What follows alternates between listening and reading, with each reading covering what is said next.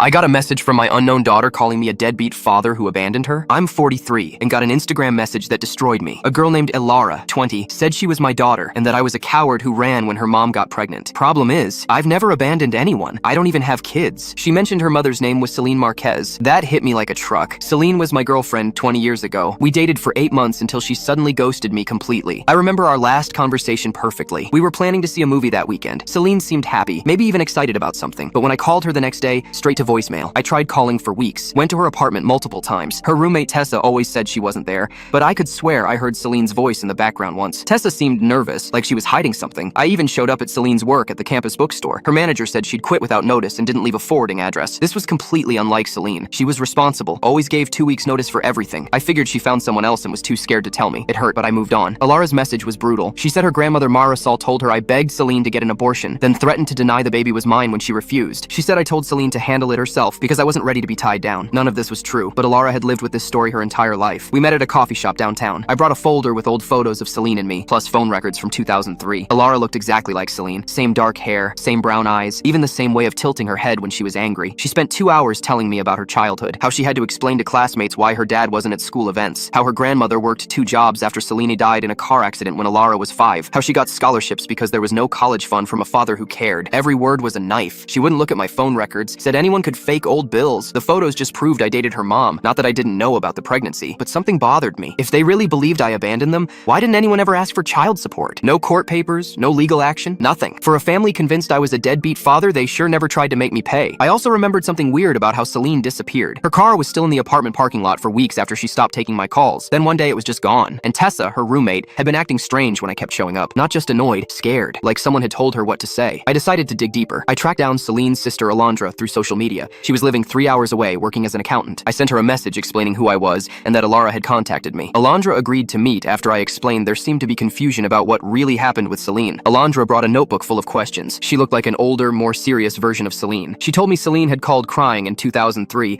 saying her boyfriend dumped her when she told him about the pregnancy. But here's where it got weird. Alondra admitted she'd been away at college during most of this and only heard the story secondhand from their parents. She'd never questioned it because Celine had been so upset. When I showed Alondra my phone records proving I tried reaching Celine for weeks after she disappeared, her face changed completely. She studied them like she was seeing evidence of a crime. The timeline didn't match. If I had dumped Celine immediately after learning about the pregnancy, why was I still desperately trying to call her? Why were there dozens of calls spread over 3 weeks? Alondra went quiet. She said she needed to think about everything and would call me soon. 3 days later, Alondra called me at 11 p.m. crying. My parents lied to everyone. Celine never told you she was pregnant because my father made her disappear. He found out about the baby and forced her to move states without telling you. They created the deadbeat father story to explain why you weren't around. Elara's entire life was built on a lie.